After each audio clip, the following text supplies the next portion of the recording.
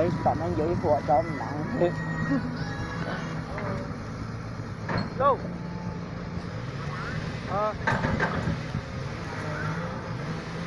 Có gì không? Đúng rồi. Đây. Hả? Còn có đi làm cái gì đâu mà? Còn chỉ đi là keo thôi. Còn chỉ đi là keo thôi. Có. Rồi, phải cho hả? Đàn lên. Vâng.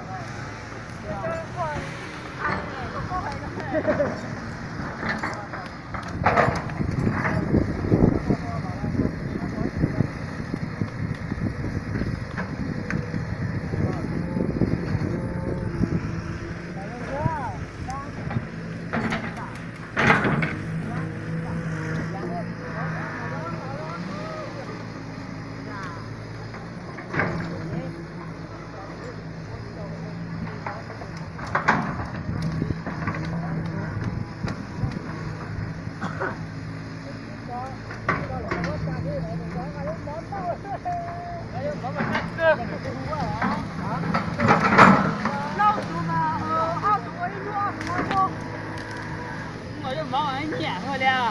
Ô cứ chúa. Nó chỉ dễ thôi. Cái nào sửa đang cái nó nào.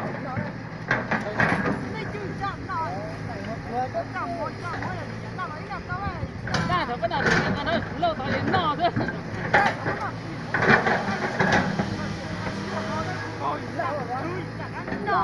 Dấu chói.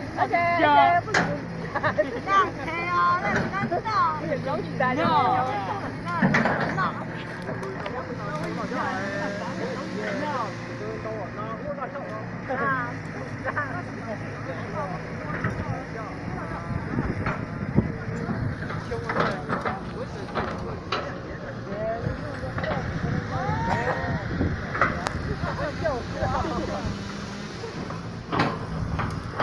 Mai bồi giờ. Bỏ chân cái mà. Nó nói gặp đủ. Con cả. Cái nhân gia tổng hay cả về. Qua là phải quay số. Bây giờ đây đúng không ạ?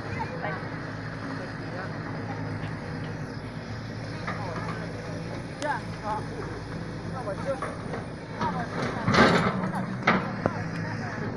kênh Ghiền Mì Gõ để không bỏ lỡ những video hấp dẫn.